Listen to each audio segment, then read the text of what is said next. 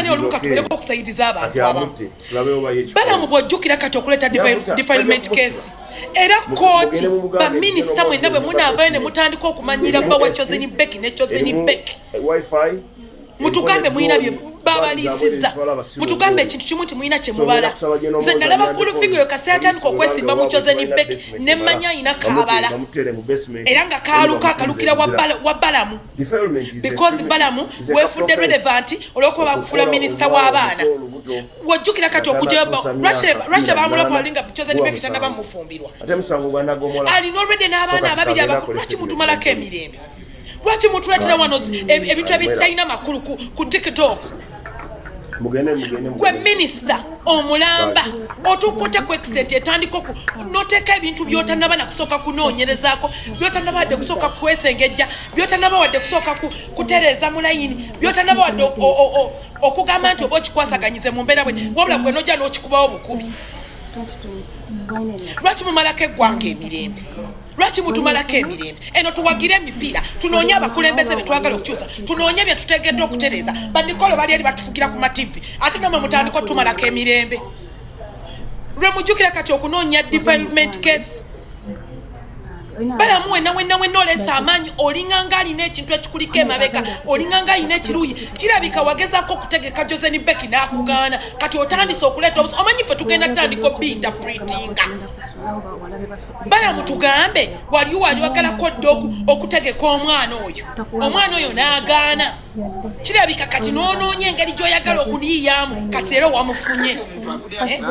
Kubanga bwe buba nga si busungu, defilement case essaawa eno ejjiramu wa kyenjagala okumanya. Ng'omusajja olwedde alina abaana abakulu. Defilement case ejjirawa. Awo Balaam w'onootunnyonnyola bulijjo mulinda ki? Lwaki mumalako abantu emirembe? Lwaki mumalako abantu emirembe? Ye gwe baafunisa olubuto, ffe batuzaddemu abaana ffe tetuliiwo, tetwerabirira abaana baffe. Lwaki mutumalako emirembe? Ye gwe baakasooka okudifayiringa, gwe Balaam ku cases z'oteekeddwa okunoonyereza defilement, otandisa na Kyakoze Becky nga neeyazuula yakulema. Omusango gwa zuula gwabalema. Wagumaliriza otya? Otandika okujja okutumalako wano emirembe. Lwaki mumalako abantu emirembe? Omukazi mumufuukidde ekizibu okuva ddi ne kuva ddi mumumazeeko emirembe. Okuva bwe yafuna from the first time demu oyo ng'ali ne Amiru ne mumulemesa, Amiru n'amukyawa. Kamanyi okuyimba kannyabo, mugezezaako okwagala okukategeka mwe basabivulu, kagaanye.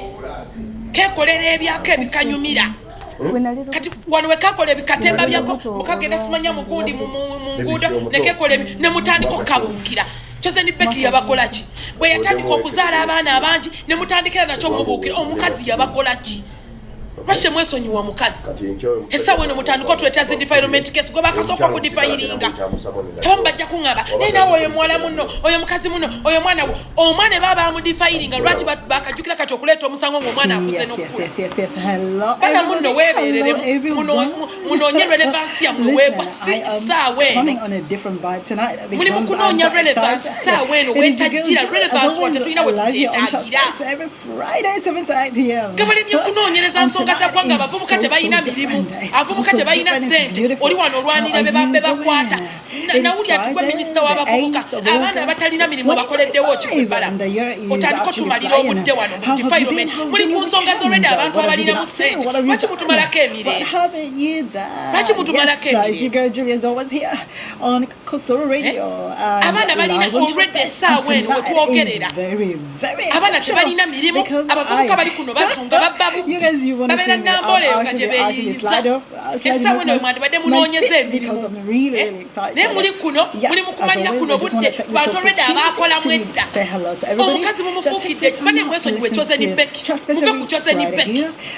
Fe ku Kyakoze Becky tugenda kutabuka. Omukazi baamukubanga mu bufumbo mwe gye mutaali. Do you know what that lady was going through as a woman? Muli kuno mutandise omufuukira akanyamberege. Bw'aba yafuna omusajja we n'amuteeka mu limelight oyo yechoze ni Becky. Chichi yakoze choze ni Becky ekizo kudawo kwewunyisa abantu ati chichi yakoze chichi yakoze kyetwagala tumanye mutandiko tujwe jeteka kwano kusa fetwamanya mugena tandiko kujona obwana obutaliyo bonna ati mumalaka abantu emirembe buli muntu wafune ebetu n'abako kyafuna natandiko kubeera ne mutandiko mumalaka emirembe. I'm saying massive defilement case Balaam njagala ompulire oyo omuwala bukyanga bamudifairinga omwana wali mu myezi emeka era omwana wali mu myaka emeka bukyanga bamudifairinga ye mama gwe badifairinga basobola okugenda okwebakako katoyagala kwolwabyeko omuntu atayagala sompino mutulekeemu nammwe the Leo herself, yes. So to everybody that is having the birthday this month, I'm shouting out to you. That's why everyone is doing whatever they want. Ladies and gentlemen, I am not going to waste much over time because I've got the baddest. I've got the, I don't even know what to say. One of abana benda kuwachitegera omwana bwenda kuzino bwononefu abana babera ku TikTok ko ne bala kuno ku TikTok ngate munna bana kulowooza ku bitwa TikTok ene tuddo obugwanjufu bwotayiza na kumanya kati abana bwe babiraba ne bamani bagenda batandika okuhabinga zisompino zaabwe bamalozifuna ne mutandika okuwoza bamudifairinga bamusanza abazadde b'omwana bo bali ludda lwashe baloba balamunga tonna bakuyingira mu nsonga zino sokulowoozennyo bazadde b'omwana bwe bamanya nti omwana ono My name is Becky, all the way from Uganda, and I would like to say hi to everybody listening to Kosoro Radio. I'm happy to be here. This is the first time in Manchester, and the first time in Manchester, first time in Kosoro, and I'm happy I'm so honored to have you tonight. Thank you.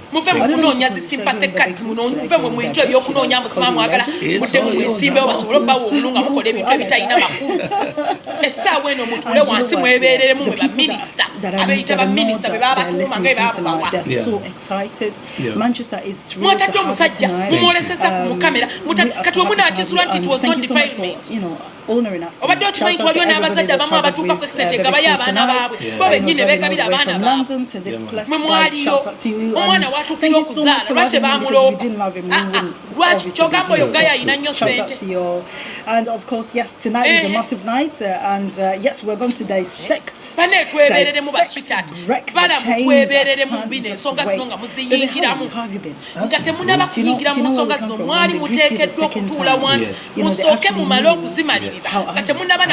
social media. And we're so happy that obviously you traveled with your lovely wife. Because omusoomooza ne mugezaako mukyopooza aganyo baddamu kati mulaba aganyo baddamu mutandise okubikola ki mutandise okumuyingirira obulamu lwaki mumalako abantu emirembe kati gwe Balaam olwanirira kikyenjagala okumanya gwe minisita w'abavubuka n'abavubuka bakyasinza obubbi mu Uganda abavubuka babbi n'okusinga ky'osuubira abavubuka tebalina mirimu olyeri olwanirira defilement ezedda omusajja azaala omwana asooka n'azaala omwana owokubiri era sitirunga mukyali ku defilement nawe n'ovaina n'olokoteko omusango ku social media mwebeerere mu bannange lwaki mwe mulowooza buli kimu kirina kutambulira mu kamera babagambe nti mukola okwasuula nga tewagumaliriza emisango mingi gikulyeyo gikulemeddeyo genda otambule ensooka kasa abaana be badifairinga bwe bafaanana gwe tomanyi defilement bwetegeeza mukuta obuwala mutandise okuleetaleeta mutandika okumalako abantu emirembe kikyenyo lwaki muplayinga data ow'ekisiru ate nno ojja kwekanga bamiru baleka be bali mu bintu bino because balina kye balwana balina kye bafaabiirira olwana ekiŋŋambi totwasamira golowooza bonoovuma obutabasamira ozogenda kunnemesa okwasama nze njasama nange neetya temugenda kumalako bantu mirembe omukazi afunye obufumbo ye bwatebenkedde mwe abatali bakyala bataberangako omufumbo temusobola bitegeera omusajja ataberangako omufumbo tosobola bitegeera omusajja watuukira okulekawo omukazi we n'amuleka mu maka aba ayina ensonga zo lwaki aba amuleseewo ng'awulira yeetamiddwa bino ebintu biri two-sided teachers can't bino do ebintu biri this. two-sided. They say Nkeera kumakya footballers n'enfumbirwa can't omwami talk like this. They wange can't nga do nina this. ensonga lwaki They say mufumbirwa in era Africa, one bw'atandika of the most okunyiikiriza important things that tekiŋŋaana I kubeera kubanga noticed si gye babeera why banteekako nga we were supagulu. not, you know, doing things breaking even worldwide. Si gye babeera And I don't banteekako nga blame the supagulu Western world tinteekeddwa more kubeera eyo mu than you. It's bufumbo. because Mulekerewo you have okumanyiira to abantu. understand your problem and then Kati afunye you solve kati it balamu yourself. obadde oteesa So otya? for us it has been a Obadde oteesa mindset otya? issue. Mulaba omusajja atandise okufuna good life gye yali ayayaanira kati mutandise ogiyingiramu mpozi ng'onootugamba naye bwagezaako okutegeka Kyakoze Hon Becky n'akugaana omanyi tubamanyi mwagala okufuna nga mubana abaana abato nga bakatandika okuyimba oyo mwali ali ayimba ate era akyayimba Kyakoze Hon Becky kyali tetujja kwewuunya nti kipya kyali nze ndi ttiimu Kyakoze Hon Becky. For me, no matter what, I think that has kept us way behind. And until when we go to the Afrobeat from Nigeria, break the chain of the world. Because if you notice, the United States of America different genres taking over the world music. When you talk about hip-hop, when you talk about R&B, and stuff like that. Even Europe here has got Watch omwana bwe bamudifiringa ne batuuleyo ne balinda mpaka kuzaala omwana w'omudifiringira bwoti n'afuna olubuto butwalirewo ku poliisi ogenda oloope. Are they supposed to come out right now and you're also giving them ears because mwagala okuswaza omusajja afunye famire mutuveeko namwe temutumalako nolemeddwamu okufuna temumalako bantu balala mirembe abantu balina emikisa nakimumalako abantu emirembe mugende mukwate bazadde b'omuwala. It's a mindset thing. The Nigerian people just chose to push. They didn't care. They chose to push. That means there's no gate. It's only you who has a mindset that thinks that, oh, I cannot do this. But the second you believe you can do something, you'll be able to do it. So it's just a mindset album that says, hey, let me break myself off this tree. So as we go, I feel like, so many people are locked on that tree with change. So it's up to you now to believe, Nesaderi oyamiru yegaana abaana natuuka n'okulya nga bagamba bagende simaba mukole kisimanya gundi testi yoni omukazi n'atuuka okuzaala ne mumufuukira kiki kye mwagala bannange Uganda kiki kye mwagala minisita omulamba gwe emisango gijolooza olina giteekawo buteesa out there and then bagiteekeko kamera musooke musootinga ebitemu nga tebinaba kujja mu kamera musooke mu kikyuzi musooke mumale mukyogereko bemumalize mukyokyogerako bemulaba nga waliwo gwe kusinza mulyoke muteeka ebintu mu kamera otherwise mugenda kwekanga nga musalidde abantu emisango ng'ate tebalina na misango musalira abantu emisango. You a minister who is supposed to okutabaganya abantu bano. You're not supposed to okubaawula. Get to know the sides. Kubanga mu bintu byonna bye wandisoose okulowooza nga tonnaba nakuteekayo bintu bino wabadde oyinza posti kubuuza omuwala bazadde bo bwe baakukwatira bwe baakudifayiringa baakolawo ki? Do they even have any letter? Yatuuka omwana mpaka kuzaala. Why did they nsuula nga yasobola okudduka ogenda okuwanirira? You know, you think about the beats and muli muzisitole muli wali muli mutuzanyira ku mwongo mutudde alinaye mu kunyumya bankwata let's get serious because the way you breaking down what mama buli musajja atatulabirira abaana tugenda bateeka mu kamera tugenda bawaayo oyo omwana afune agenda afune passport mbadde manyi olwanirira bagunja omwana mugamba afune passport omutwale ebweru. I said, no, I've done everything I've done for the last 25 years. But I'm still the same guy. Maybe I need to do something different to come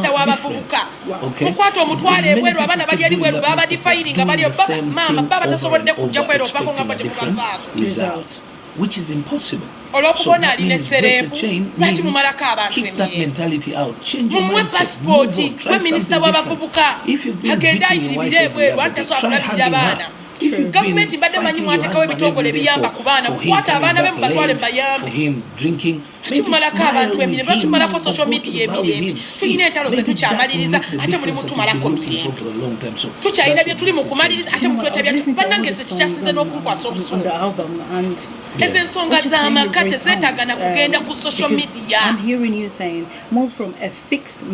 Ezo ensonga z'amaka mwabadde muli supposed kutuula mutuule wamu mulabe engeri gye mukwasaganyamu ensonga zino muzikwatemu mutya si za kamera si buli kimu kirina okujja mu kamera Balaam oba kuwamanyira ebintu bya kamera bino bya bufumbo bagenda okuwa obwa minisita ow'abavubuka you are supposed to first kunoonyereza you are just even asking fresh questions in your office which shows it totally temulina kyemumanyi kigenda na mu maaso who's the young people in the world. You know, I come from Uganda. Omuntu bw'otandika bw'oti immediately we come from Let me just, do you know what? Sorry to cut you short, but people think I come from Nigeria, so you must at least tell them that you come from Uganda. Thank you. And you're my OG. Yes. We went to school together. Yes, sir.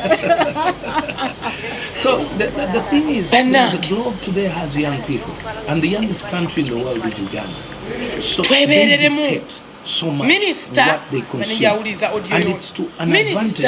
If you're an artist, you no longer need to look so far. You people around you want to eat and serve them that. Don't force what they're doing. Don't teach them. Right now, the world is so fast. You know, the social media has just messed up everything in a positive way. A little bit negative, but 80% positive. Yes. So people have less time to argue about what they can eat or not. So if you notice what they can eat, you go. So choosing genres I chose because it's easy for me to notice young people.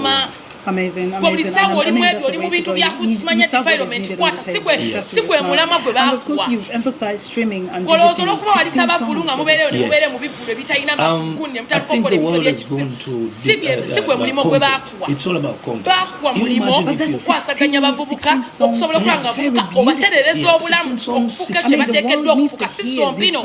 the world needs to listen to break the chain. Every song that you play is amazing. The thing is, albums are back on because the whole world, the globe is now about content. So if you have 16 songs, that means you can make 16 videos. And 16 videos can be 16 different meanings. And 16 different meanings of videos have 16 BTCs behind the scenes. And one behind the scene can have over 100 small clips that people can enjoy on social media. So if you're looking to surf it, people want to see short clips. Now, they do, concentration span is supposed to come back and find out it's to the advantage that one song can be clipped in over 15 or 20 clips. So if you look, the more content you have to serve the people, the more followers you get, and the more attention you get from the blog. So I think now for musicians, having one song, you would only have one video. You would only have one BTC. You would only speak less. You have only, let's say, 2.5 minutes. It even gets boring because it's the same thing all the time. So I think back again to breaking the chain, back in Uganda, people were still doing one single. An artist releases 2 singles a year, and they want to depend on that. In East Africa, actually, not just in Uganda, Tanzania, Kenya.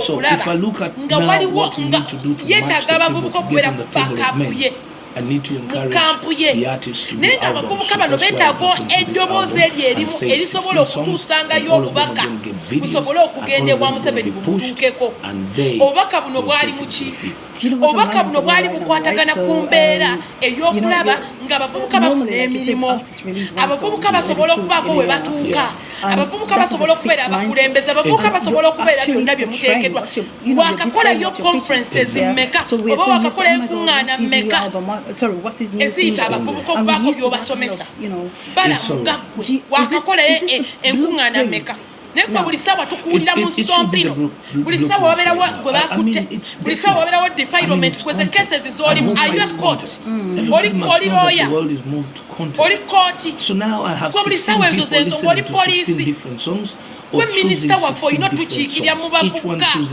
kutuyiiyiza mirimu kutuconnectinga connections kutuyiiyiza gwe weevemu akawumbi kamu ojja otuyita otugamba abavubuka mwenna mbeetaaga ennamboole olaba oba tetujje nga buli ayiigira babaako ke bamukwanga olaba oba tetubeereyo muteerewo abavubuka emirimu muteekewo ebikampani muteekewo ebitimu n'abavubuka tebaakola baagala okukola but they don't have anyway wabula bw'oli eri mu office osula ebutuuzi olinda bulinzi bate bakuwa ensonga za sompino gundi yakuttoono gundi yahavinze sexi n'oli gundi yeekwasaganyiza byolindirira kati mutandise yingira maka g'abantu. Amazing. Ladies and gentlemen, mutandise kumalako bantu mirembe. One and only Becky mutandise kumalako bantu byawe mutandise oyingira oli mu bufumbo bw'abantu oli mu kuyingira gwe minisita w'abafumbo the best. Gwe mama bakuletera gye emisango buli ssaawa gwe mulina bwe towulira mu nsonyi kugamba naye ate ndi minisita w'abavubuka nteekeddwa kukola ntya omuwala mumulabisizza oyo omuwala asobola okufuna gwe minisita Balaam nga tonnabakubaako kyokola sooka olowooze nnyo.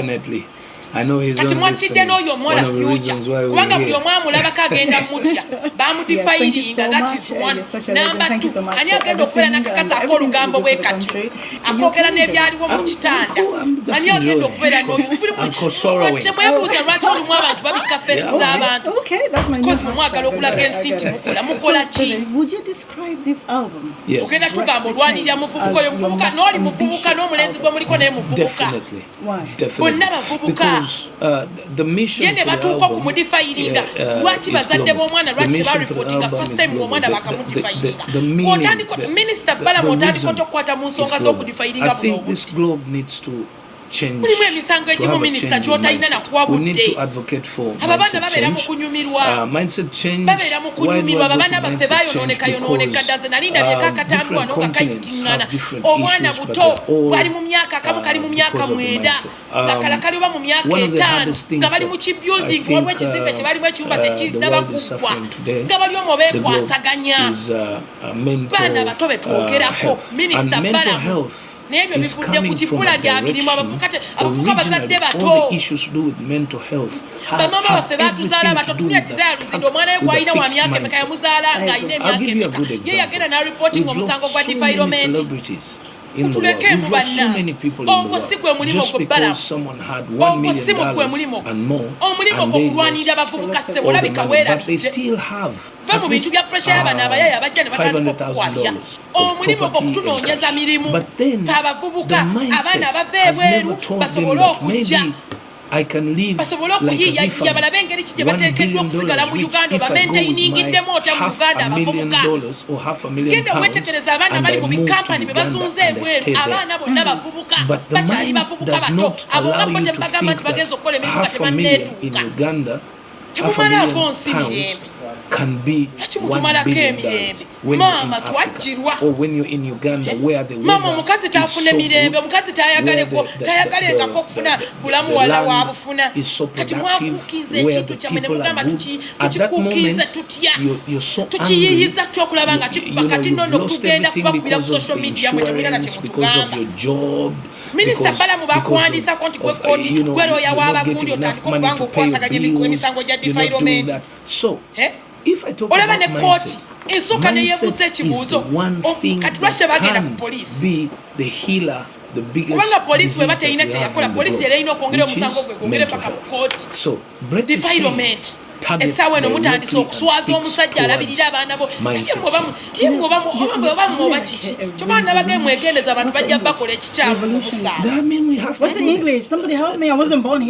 minisita twakuwandiisako ndi Balaam Museveni yakuwandiisa nakugamba nkwadde obuyinza oli minisita w'abavubuka okulwanirira ebizibu by'abavubuka abavubuka bali eyo babonaabona abavubuka tebasobola tutuukako direct ekifo lyabo okituddemu olinda buli ssaawa nga bakuletedde musango gwa defilement n'olyoka oteeka mu kamera gwe buli ssaawa kyolinda defilement eriwa in terms of breaking the chains, what else tobolaba wakkakana omusango gugenze mpaka mu kooti si misango gyo si gwateekeddwa egyo gimaliriza you're able to try do anything noonyeza abavubuka emirimu connecting abavubuka there's no break.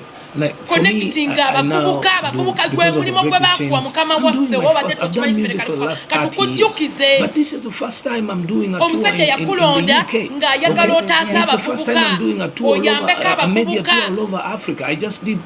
tetulina mirimu abavubuka bali eno bataayayo abaana bava eri bweru wakenyirimu omusindika abaana ebweru ministry simanyi okulebandi bikoze bitya abaana ne bakomawo nga tebalina kye bali naye gwe genda obalabe percentage esinga I'm changing my mindset because it's doable. It's just the fear that we need to take out of ourselves. Wow. That's the whole point musically. And that's where most of the celebrities have gone haywire, most of the footballers have had issues just because you fail to play football. You cannot even think beyond being just a footballer. You can be a coach. You can be in the technical team. Football does not end on kicking it as a player, but it also goes. So that's the kind of mindset I'm talking about. So you have to break that chain. When you listen to the songs, also the songs are dialect. When you say there's one song called Check. That's my next favorite. Yes.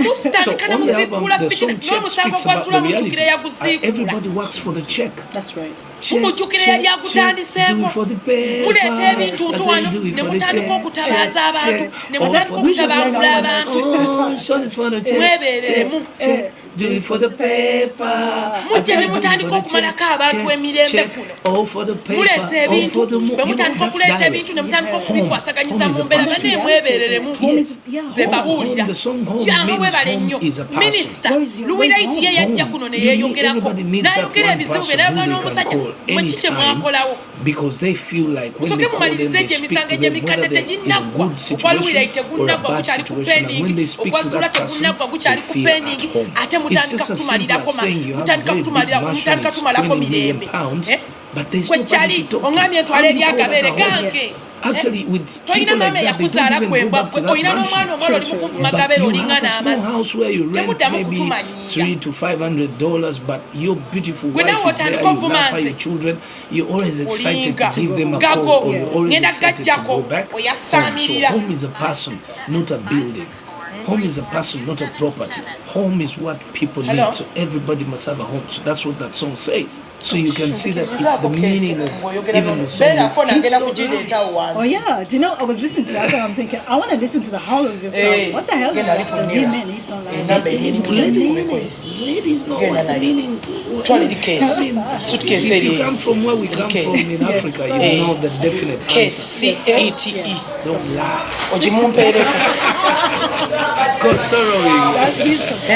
Yeah, you know, guys, we're talking about my brand new album, Break the Chains. Please go out there. My name is Becky. Go out there and you know, it's all over every platform. It's called Break the Chains. Listen to it. Every song is educating. Every song is meaning, so it's not like another. It's very inspiring. Guys, you should just go on every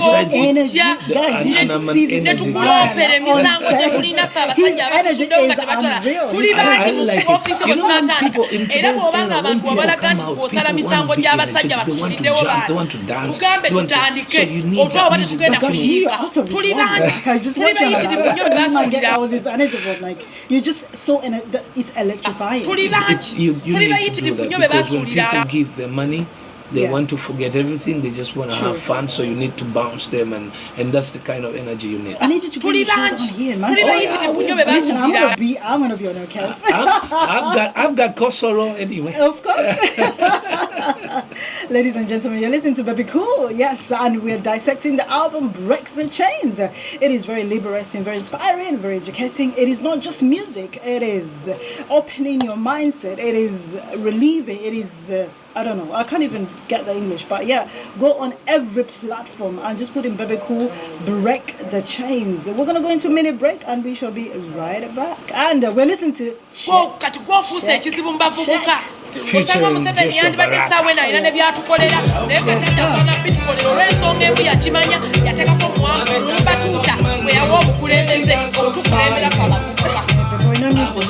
tulina ebizibu bingi mu ggwanga Balaam okusinga ebya Sompino.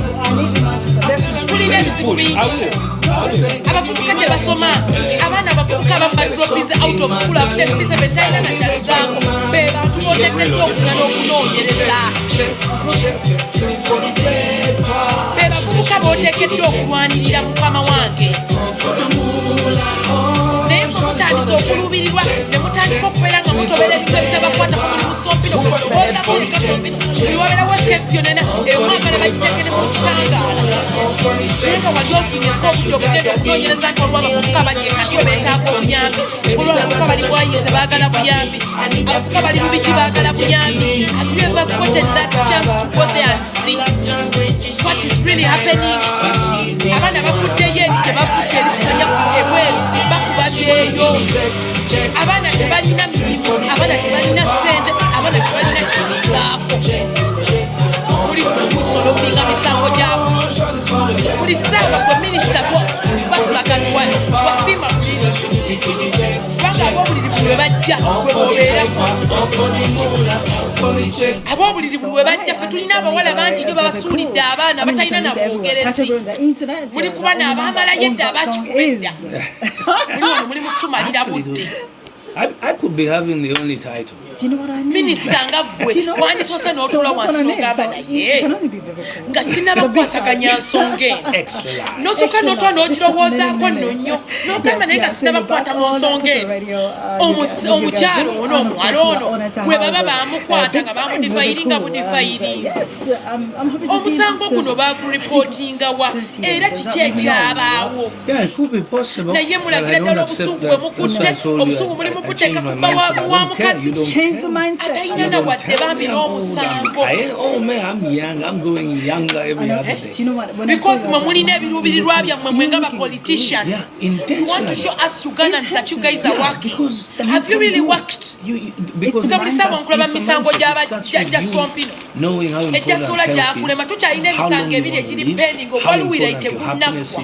How important is it for you to know that you can't control everything around you and everything in the world? Omusango gwa Zula Just come back down. Just only do what you otandise obuukira nagwo omulala nakweyagalira nagwo era nagwo mwagalira nagwo mulyoke musembereze wali mulyoke mukuteeke wali. I'm going all the way till I'm tired, and I'm very sure that on my deathbed I'll be having a cup of coffee, telling guys bye. I've done my job, you guys enjoy. I've left you with the peace of the world.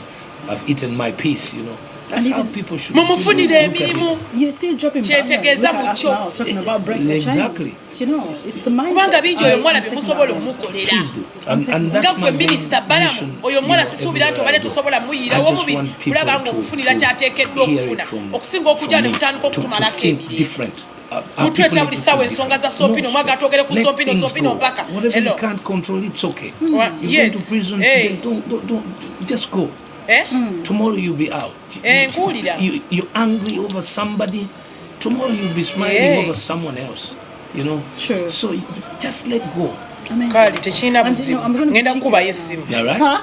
I'm here. Mumutwalira yate ebyokulya a little bit cheeky and I'm allowed. Okay. Right. Ali wabamutedde kwa waka. And so Kali ngenda kukubayo essimu. The lyrics and probably the beats and all that. Yeah. Do you call your wife to tell her that? Hey, you know what? This is what I've got. Lwaki kutumalako emirembe? What do you do? Leka tubabuulire kye muteekeddwa okukola kubanga kisusse we kyandikomye baminisita. N'olaba minisita ng'avaayo gwe Balaam ojja kulowooza kw'osoosa okukola.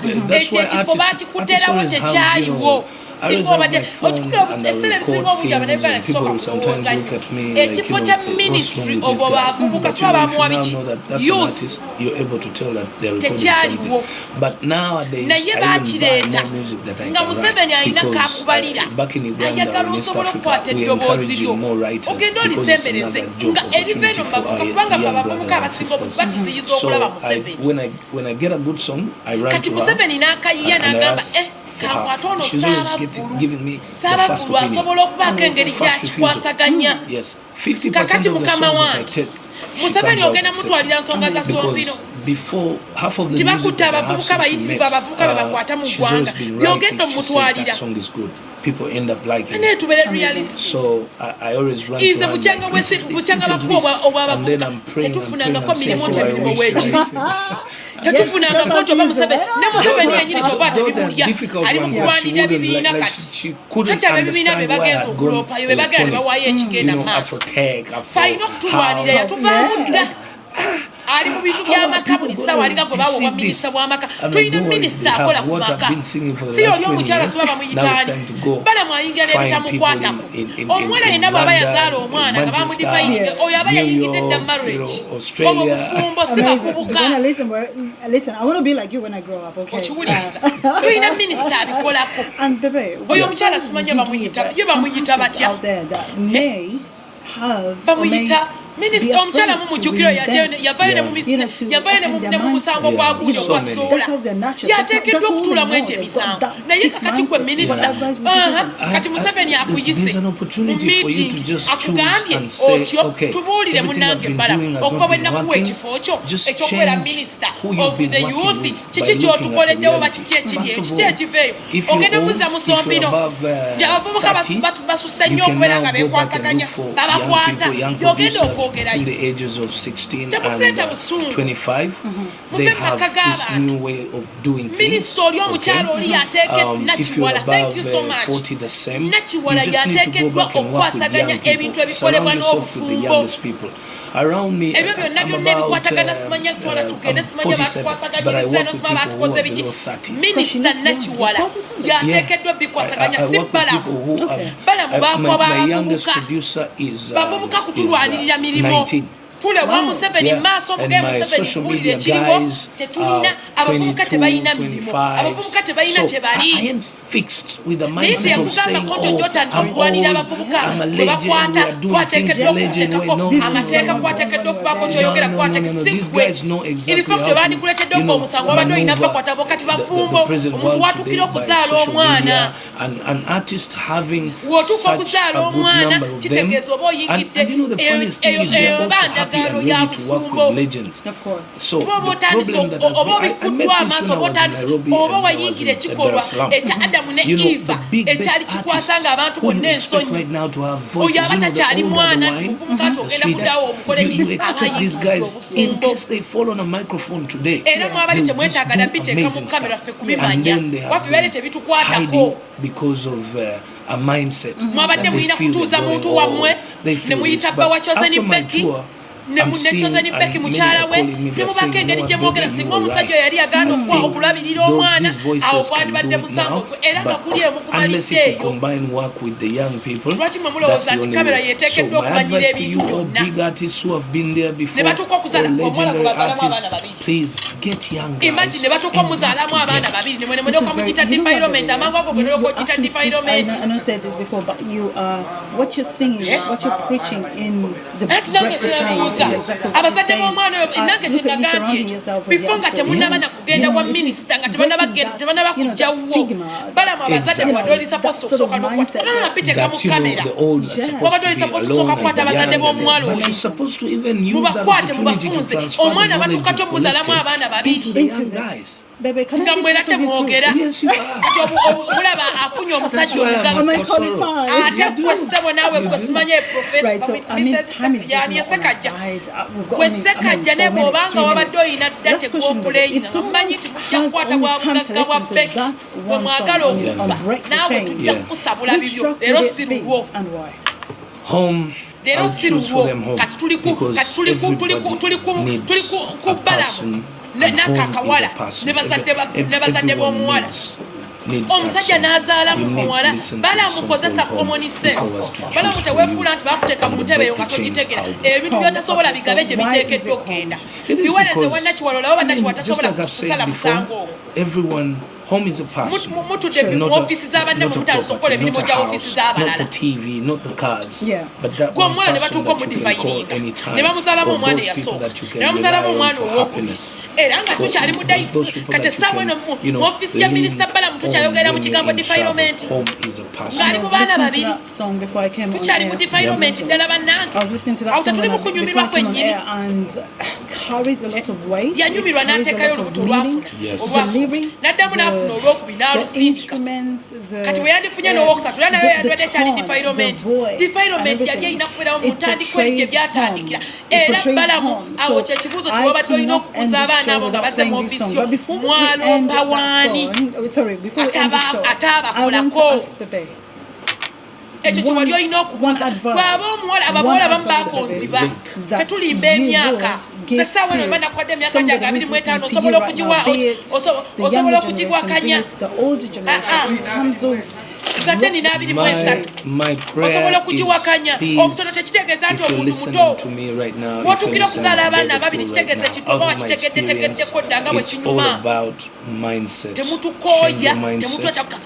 Unless if you're happy, and even if you're happy, even if you're rich, happy and everything, get out there, travel, go see a different world. Don't think the world ends where you're seated right now. That's right. You're rich, but if you go to Africa, you've never been to Africa, if you go to Uganda, you totally breathe differently.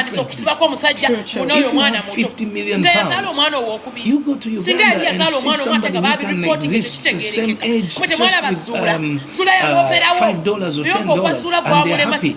You need to be with such people. You need to see the different side of the world, the other side of the world, for you to value your own personal life.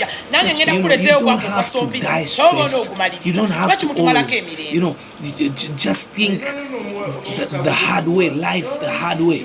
So that's why buy them a ticket and take them to probably Uganda and then drive them to the game parks where you get to see some animals, get to see people living with animals, get to eat some mangoes that have not been fresh. There's not been sprayed,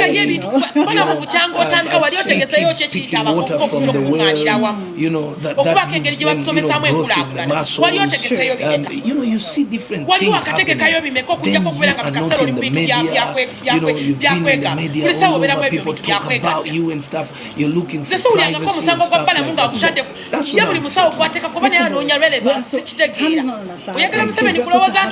what I'm and I wish I can have you over. Thank you guys. I love you so much. Kosoro, stay tuned to Kosoro, and of course I'll be happy to be back. Listen to very cool. Every song is educative. Every song is inspiring and is motivating. Thank you so much. It has always been your girl Jenny. Watch for this space because Bebe is coming back to Manchester with a band. Nice weekend. Don't do what I wouldn't do. Omukazi mumazeko emirembe bukyanga ayingira ku social media. Kyoze ni Becky temumwagala oba kiki? Omukazi mumuleke. Mumwesonyiwe. Yafuna omusajja we, baba omusajja gwe yafuna yamuwe emirembe mukazi endageza akabina kunaka mugobeni nayo buli muntu buli mukazi ekyo kye yeetaaga. Buli mukyala ekyo kye yeetaaga twetaaga abantu batuwa mirembe. Osobola okuba n'akasajja nga kanaku naye akasajja kakuwa emirembe. We don't look for bantu balina ssente. We are not looking for that. Tetunoonya abantu batuwa mirembe. Naye nga kampa emirembe tutulamu Yes, kabinkolera mpuliri nga bwe biteekeddwa. Ffe bye tunoonya abakyala tebabalimba tetunoonya bintu. What did she just give me Harry for? Oh, you already unlocked open. Tunoonya muntu yoba nesali wali wonna mwantukiriya. I think International Women's Day. Shakibu talina ssente. Bwe wandyebuuziza omukazi gazali omulungi amwagaza ki? Wali wonna mulirikiriya, buli kimu kiriya. Talina naye alina byamuwa ebintu ebikola ki? Ebimuwa essanyu. Ebimuzaamu amaanyi, ebimuzaamu obulamu. Yes. Women's Month. Yeah. And we get to the show. Yeah. Thank you. You'll be here the entire month. Oh, nice. About a couple of episodes will be dropping this week. You're welcome to Between the Lines. Alright, today we'll be talking a lot about women in Afrobeat and alright, so we have a lot more coming. Yeah, you have to watch it. But don't forget, twakimanyi okuwalawala buno obwesiba ku basajja kugenda mumala buveeyo bino ebitemwakabira batwakabira biseera ebiwerako era gwe bala munakwewunyiza okubandolinga ogwo musango ogwo si musango gwo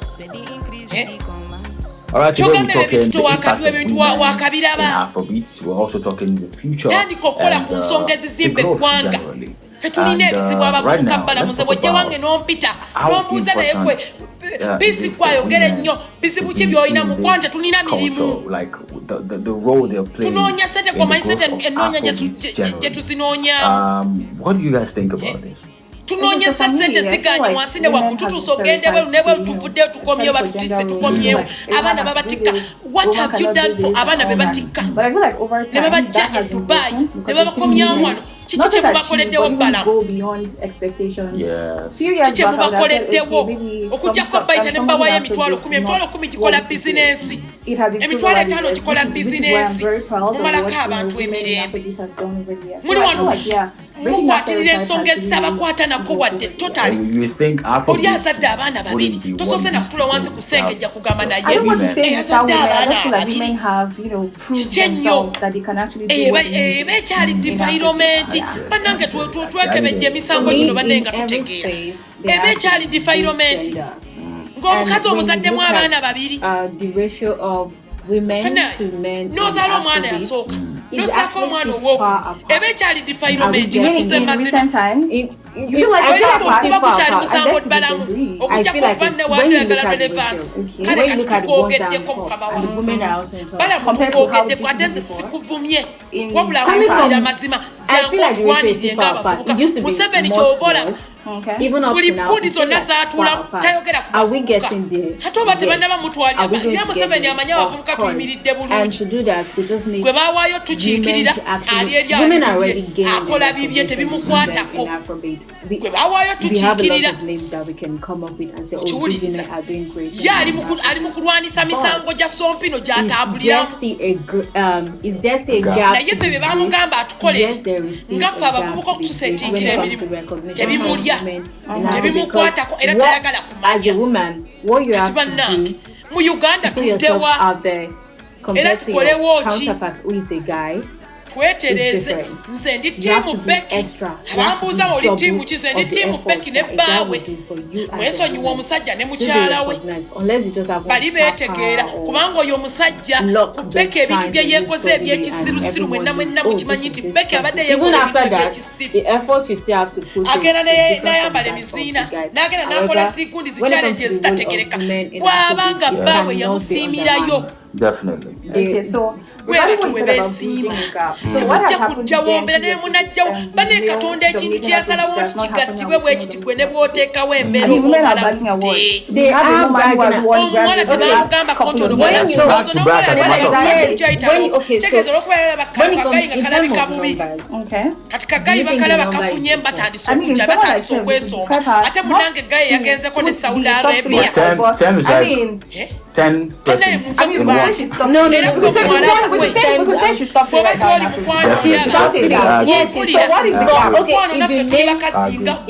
if you're how many women will be in that? Naffe baatusuulira abaana. Compared to how it used to be Kati before. nonno gwe waayibaffe baatusuulira abalongo. Is there room for improvement? Exactly what I said. Most definitely. Ffe baatusuulira abaana. My opinion. Naffe tutoba buto bikulaba nga tubeerawo. Ogenda kulopa mpaka ddi. But have they gotten to where Ogenda kulopa mpaka ddi. Not yet. That's why I said they still ogende gamba Balaam yennyini ate akola ku nsonga mugamba kufunye passport ogende oyibe. Kwata abaana bo oba batwala musanyu babies home obalekeeyo ogende oyiribe oba tolina baŋŋanda zo kubuulira mazima. Gwe ne weba nakulaga essaawa eno Balaam nti ali ku sayidi y'okubuulya ebigambo bino sente yeekola. Sente wano yeekola Becky ajja ziteekamu kyonna ky'oyagala bbaawe bamukola ajja zikuteekamu. At the end of the day ogenda kusigalirayo era genda okole kyegenda okukola. Abantu bali wano abavubuka bali kukola bato balinga ggwe baabasuulira abaana bo tebaaloka bali bweru bayiriba. Omuwarabu yabawa ekiddako. Kati munnange ojja kuddaana olowooze nti onoonya bwenkanya tewali bwenkanya woogenda kukufuna wano mu Uganda kino kikugamba kwalaali. Suula yabufuna omwana baamukwata. Ogwo omusango baagubikkira awo. Proud mukwate mumulaba kuno luwira nti asiiba kuno. Omusango gwe we gwaggweera awo we gwaggweera. Awo gwaggweera.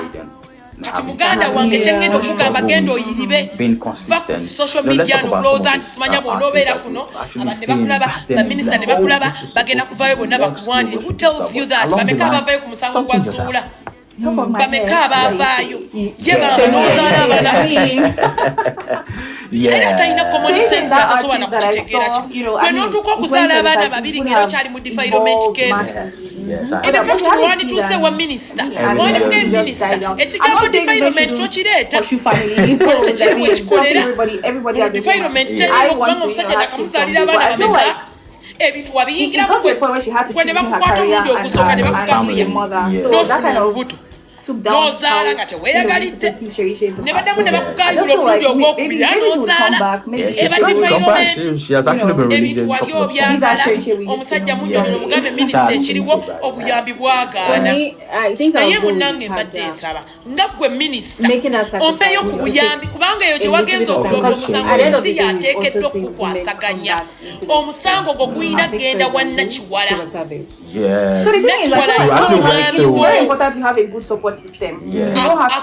amugambe ekyamazima ate gwe nawe Namukasa weetereze Namukasa okisusuye gwe ka Namukasa bajja muve ku bantu temuwulira naye temuwulira gende wa Nakiwala wamma muwala gwe gende wa Nakiwala va ku bano olaba bano bannamukasa bo banoonya relevance kubeera mu mawulire otava mu mawulire abo kye baagala at the end of the day. Alright, before we get back to that, let's continue with some of these notable mentions because it's very important. naye ekibuuzo kiri gwe kikuleseewa kubanga ne mu kooti bagenda kubuuza ekibuuzo ono yatuuka okuzaala abaana ababiri kiki ekiriwo abaana obeegaana era omukyala andidwedde okulabirira abaana be because si kyatteeka oti olina okubeera n'oyo omusajja si gwe bakutondera laavu si yakukaka abasajja batuzaddemu abaana naye nga tebatwagala naffe tuzadde mu basajja abaana naye nga tetubaagala sensobola okubeera naawe nembeera naawe ebbanga naye nga sikwagala mukwano nga jasidi naawe mmalirayo obudde bwange ntwaliriza kadde bwe neesootinga n'oyo omutuufu oyo gwenjagala laavu tebagikaka mwene bwe munaagende waba minisita naye munaagenda mu makooti ne mumalayo temulina kye mugenda kugamba musajja musajja waba alina gwayagala y'oli gwayagala oyinza okubata omukolera bulungi mubeedi n'asalawo n'akuleka ate namuva abakyala sekambabuli ekitubeeza n'abasajja naffe tunoonya batugiriza bye twagala kujja kudda wolowooze nti oli muvubuka mulungi obulungi bwo si bwe bugenda okunkolera kyenjagala mukwano fensi yeeno yeetunda ggwe naye ekiri wakati wali mu mpale kitundanze nange okuyimirira mu bakyala bannange ne ŋŋamba weewaawo nafuna omanyi temwagala mazima tujja gabagamba temugenda kaka musajja kubeera na mukazi ye gwatayagala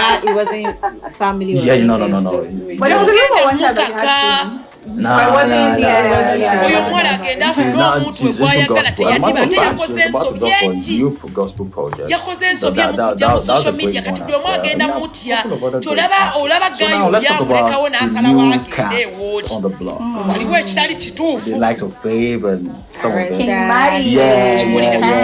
simanya nabito sisimanya yeggwano ŋambye otya munjasamire mulimu mwana munjasama nange neemanya nze ndi mwasamu okumanya njasama nange neetya okumanya njasama nange neetya otegera mukwano so kyenkyokkugamba mukwano va mu bintu byosimanya okunoonya amawulire relevance ogende mu baminisita bonna obamaleyo minisita alyo agenda okutwala ensonga ye Nakiwala ene wa Balaam gye muli mutwalayo emisango emifu ewa Balaam ffe tulina okulumbayo tugende Balaam tumusabe asobole okutuyambako atulwanirire ffe nga ffe abavubuka tulina bye tumwetaaga mu Balaam.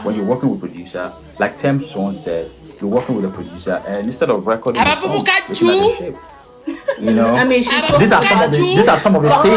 Struggles when she first started. Yeah. How she had to go to studio all covered up, all covered big tubs. Or your money, how many times you see now? You want to get shows promoters to work with you, but then it's crazy. So what do you think that we can do? What advice, what are the things we can drop here on this episode that can help somebody or what actually going through what we're talking about right now?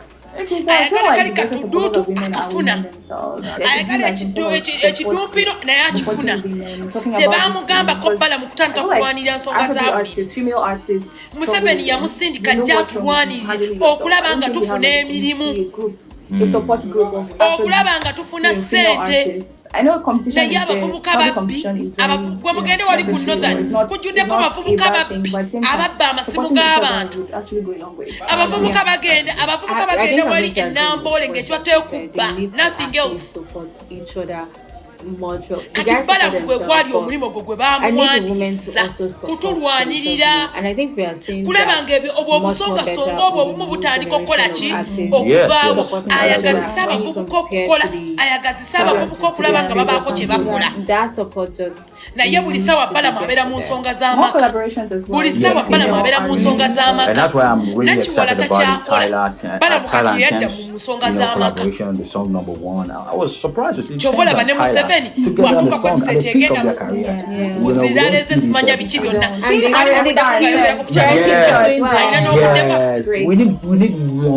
alina obudde bwaffe. And also the mother relationship between we need to see more of this collaboration. And Madison was talking about having a solid team behind you. I think it's very important. And you as a talent manager, as a producer, as a DJ, bana mufumbo simanyi na kumanya bana mufumbo kubanga tosobola kera kumanja nomanya nti omwana yazaala abaana babiri n'ogiyita defilement ye bane Balaam wasomerawo obwalwe to just try and guide that. I think we can also add efficient planning. Plan very well for their life. I mean, you just randomly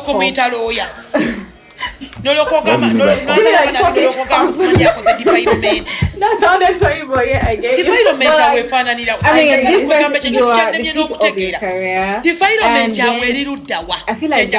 know what time you can't help these things, it just happens. I said plan. That's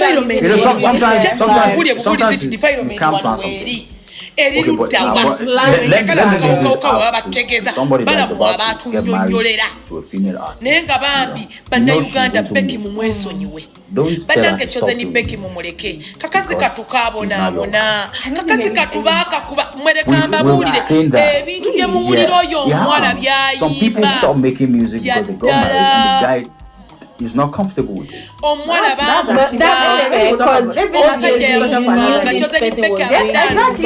That's why we're saying it. So because it exists, trust me, a lot of female artists go through. Like, I don't want to see you dancing on stage and guys are jumping. I'm not comfortable if you guys have had this conversation before you entered married, then most definitely you have yourself to blame. Because these are conversations you have before you commit to someone. Let's try and support it. Alright, so moving on right now, let's go back to something. It might not be a throwback, but that's,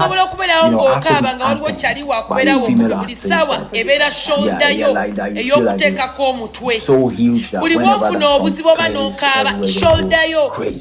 We've talked about the fact that guys are always focus on the that's some really because oyo omuntu aba akutegedde aba akutegeera we are always looking for shoulders where to lean our heads and be comfortable. This lady was going through something you can never imagine. Ayina byali ayitamu ng'omuntu katonda n'amusaasira n'afuna omusajja tetugenda kulemesa Kyakoze ni Becky abamu mujjagamba nti amujja mu mawulire bikitasobola mujjamu y'ekyo kyali that is Kyakoze ni Becky nakibagamba luli kyovola bati Kyakoze ni Becky omwana we yatuuka nze kamba omanya Kyakoze ni Becky mulabe tukira omwana we That's a banger. Nateeka omwana ku social media ng'omwana mulwadde. Banger. Anytime. Naye natuuka ekiseera neetegera ne mmanya nti munnange Kyakoze ne Becky bw'atyo bw'ali. Yalowooza nti ebizibu byonna bisolvingibwa ku social media. Yakita. Kyova olaba nti yene we mumuvumye mwamuvuma mumwogeredde ebintu bingi nga bw'azaala ng'ekiki. Yakita.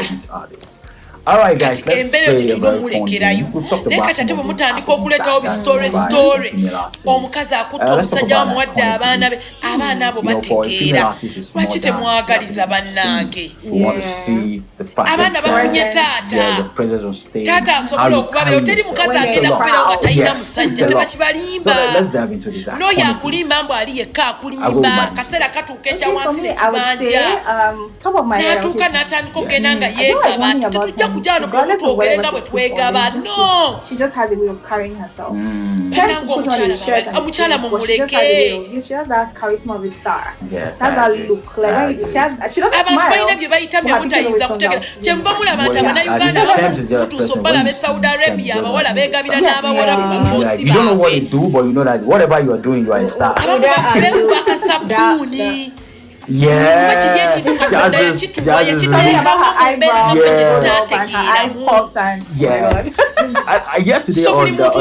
think it was anoonya mwakakalira buli muntu anoonya wasobola okufunira emirembe buli muntu anoonya kyeyeetaaga ekyo nti kyo tekigenda okuwola Black Panther, she looks like a superhero. Coming from Smack.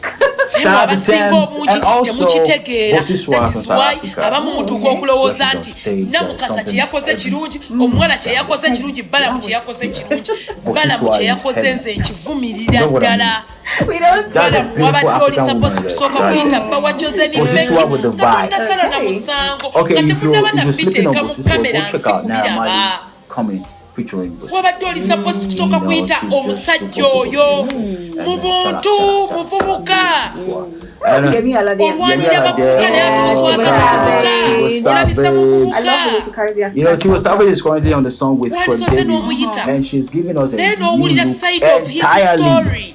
Never since he was having like that. Baba yafundisa oyo baffe batuzaala baana bato tata wange yafudde ayina emyaka 5 Kyakoze yanzaala akyali mwana muto. Your stylist needs to know your vision. Actually. Kati yatukira okuzaala abaana abala. Was that really defilement? And somebody like Chidima actually made low cost. Si buli kimu timwetaaga okukiteeka mu kamera ba minisita. Yeah, that's just so. Mwagala nnyo bannamawulire mwe mubayita bannamawulire temugamba nti bannamawulire babeera wali mubayita Mama Africa. nga mwagala okukola amawulire Museveni asobole okubalaba nti mukola abo tokola kubanga ekisooka obuukidde n'omusango ogutali ku Balaam. Deserve to be recognized and we love everybody. Before we wrap it up on this beautiful episode of Between the Lines, let's talk about some of the between female artists that oyina kutetenkanyiza ffe abavubuka waliwo bye twetaaga nawe kennyini obimanyi teri kintu kye tusinze kwetaaga nga kasente ketusinga okwetaaga I can't wait. Yeah, because they're actually friends. Ne mumaze gaana emirembe mutandisa okuyingirira obufumbo bw'abaana mumuteekawo embeera mu baana abo ababiri omuwala oyo nga n'ekituufu akimanyi I don't know. ekituufu akimanyi nga tonnaba kuleeta bintu ebyo mu kamera lwaki temwayise musajja oyo okujjako nammwe okutwaga nti waliwo embeera egenda mu maaso muno mu Uganda tulinamu abaana n'ebyana lwaki temwasoose kumuyita onaŋŋambye imagine if it was your daughter who gave birth at 16 how many children did that lady have? If she was my daughter I would be the first one to be in prison. How can I allow my daughter to give birth at 16 and I just keep quiet? Let me also ask you that question. Drop that song. All along, what have they been waiting for to go and report that case to the police? I would say Niniola. What have they been waiting for? You mean by that time before Balaam was there, Tewali wasn't there, Tewali was a minister nga yakola ku nsonga z'oyo omwana. Temutu making a number kubera basiru. You're asking me that question. Let me also ask you that question.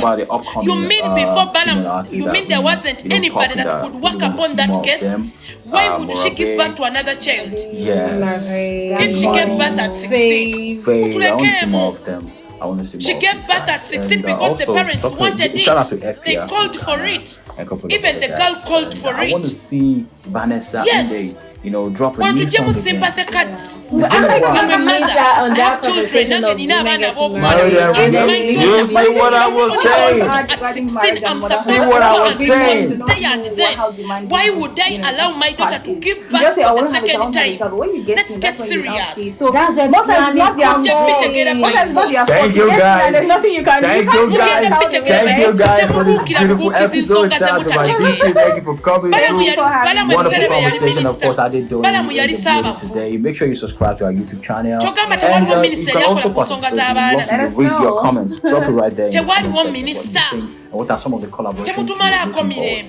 Alright. My name is Kyakoze, aka Smackable.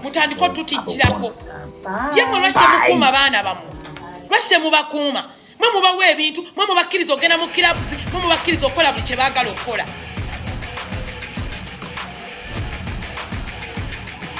Neffe tuzadde tulina abaana ab'obuwala, ffe nga tetwafunira mbuto ku 16.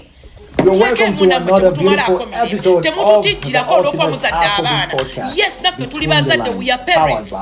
Temumalako bantu balala mirembe jabula okuba muyina abaana. And this is the wrap up for the year 2024. Ongambye ekibuuzo nti singa mwana yali wange ng'azaalidde ku myaka 16 nange ne nkubuuza ekibuuzo lwaki abazadde tebaripootinga biseera ebyo. Abazadde lwaki bataayira? In fact Balaam yabadde ali supposed okukwata abazadde. Omwana wamwe ne bamufunisa olubuto ku myaka 16 ne musirika. Naddamu n'afuna olwokubiri ne musirika.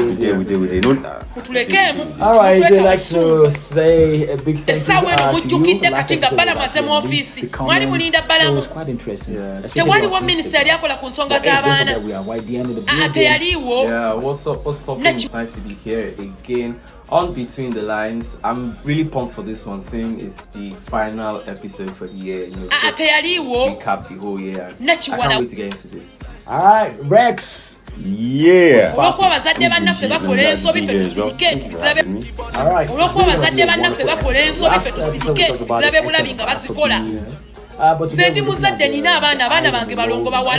This year, from albums, festivals, concerts.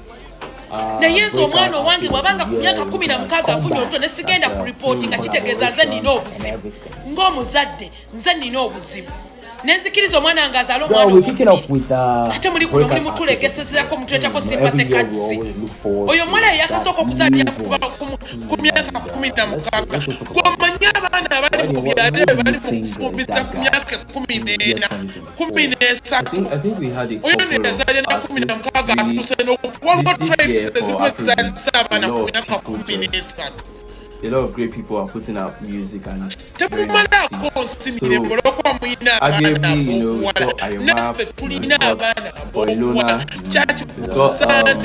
Ameya. I think those are like my top 3. But if you say who was the breakup, you also have TMFY. There's some people who just came out this year, their career already. I don't see their career is already being shaky. The issue with has that was early. My breakup artist of the year, Rex. Oh my lord, I'm gonna say it, and I feel like why is gonna say it. No, but yeah, it's Ayoma. By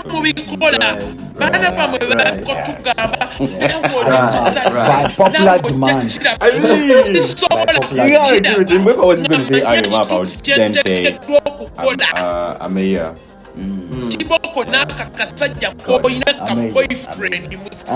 for me, Ayoma definitely. And also we have Fola this year.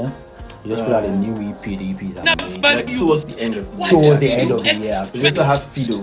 Fido, yes, Fido. But why I won't really put Fido in that conversation is that, okay, personally, I mean, consider you a breakout artist or not. Yeah, okay. So yeah, just it's not yours. So but maybe the next year might be a big year for him. And Ameya as well. It's been a great year. for Afrobeat, trust me. Lucas and everybody, notable mention.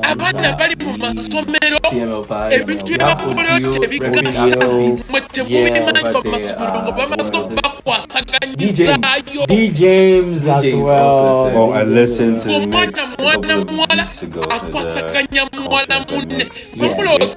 Yeah, King of Blends. I give it King of Blends. He had a nice run. And now let's talk about the style. YD, and I know you can actually talk more about this. Beyond the music, the fashion. Now albums come with theme. What will you make of this? Well, this year, I'll just say generally, branding in Afrobeat has taken sort of like a new turn, and you can see the artistry in every music and the videos that they bring out. So you have Wizkid. If you notice, his videos has this black and white kind of vibe, some kind of sultry vibe like that, and he has taken flow with that movement throughout this year. You just see that kind of Rema's branding has also influenced his style.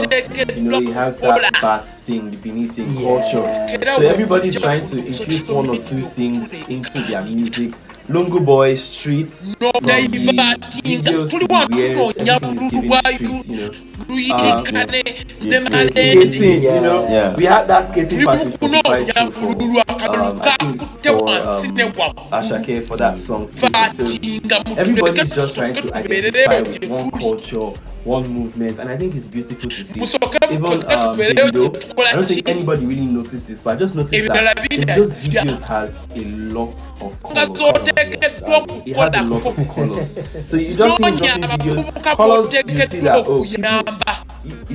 it is unconventional to see those colors. You see yellow, green, blue, everything, and it's just beautiful to see. So I like how people are just branching out, and that branding, people should really focus on branding as artists. This is something that I don't think people really paid attention to. With artists like Rema, well, you know what? I'm not going to speak on Rema. Can I instead ask, what is on Rema's mind? What is Rema? What is Rema on 2024? What is he doing? There was so much about Rema that I would see on the internet, and I'm like, Divine, what is Divine doing again?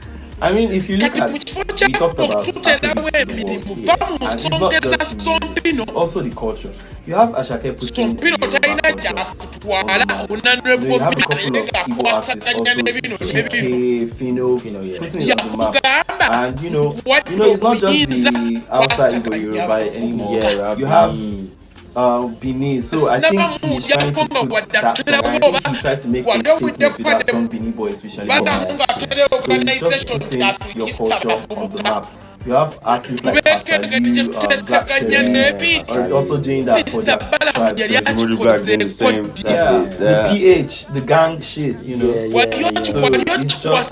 it's just Ojumoju Black putting his culture out there, or putting the more gangster wickedness of being I mean, as a hood boy, you know, if you experience hood music from the Western countries, just